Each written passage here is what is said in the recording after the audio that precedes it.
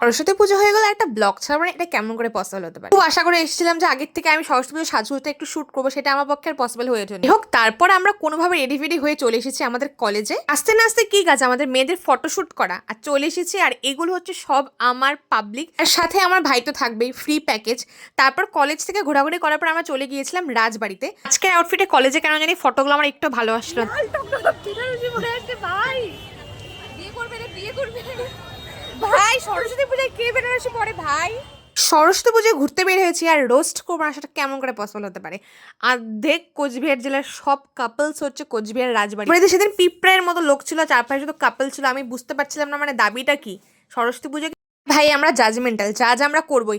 বেনারসি শাড়ি পরে কে সরস্বতী পুজোয় বের হয়? তুমিই বলো, কে বের হয় সরস্বতী পুজোতে? যে আরেকজন মহারানী শুয়ে পড়েছে, একটু পরে শুয়ে পড়বে এখানে জাস্ট ছবি তোলার জন্য। ছবি ওনার ভালোবাসা চাই, চারপাশে কাপলদের ভিড় আর আমাদের ছবি তোলার পাগলামি। এরা কি করছে করুক, সেগুলো চুলো যাক, আমাদের ছবিটা ভালোবাসা ম্যান্ডেটারি। এখানে চরম লেভেলের এক পরস্ত ছবি তুলে চলে এসেছি খেতে। এটা ছিল খাঁটি বাঙালি। এখানে অ্যাম্বিয়েন্সটা দেখতে পাচ্ছ, এত সুন্দর অ্যাম্বিয়েন্স। এখানে আমি আজকে প্রথমবার, মানে সেদিন আমি প্রথমবার গিয়েছিলাম, আর খাওয়া দাওয়া বেশ ভালো ছিল। বাড়ির থেকে প্রচুর প্ল্যান করে বের হই, এই শ্যুট করবো, ওই শ্যুট করবো, এই রিল বানাবো। ওই দিন আমরা প্রচুর শট নিয়েছি, একটা রিলও ঠিকঠাক ভালো আসেনি, একটাও ঠিকঠাক ভালো আসেনি। সব থেকে লেভেল হচ্ছে আমি মুন্ডিবাড়িতে নেমে আবার রেস্টুরেন্টে গেছিলাম খেতে, কারণ কোচবিহার ঠিকঠাক খাওয়া হয়নি। আগের থেকে কত প্ল্যান করেছিলাম যে আমি আজকের এই লুকটার শ্যুট করবো, এত সুন্দর লেগেছিল আমার আজকের লুকটা।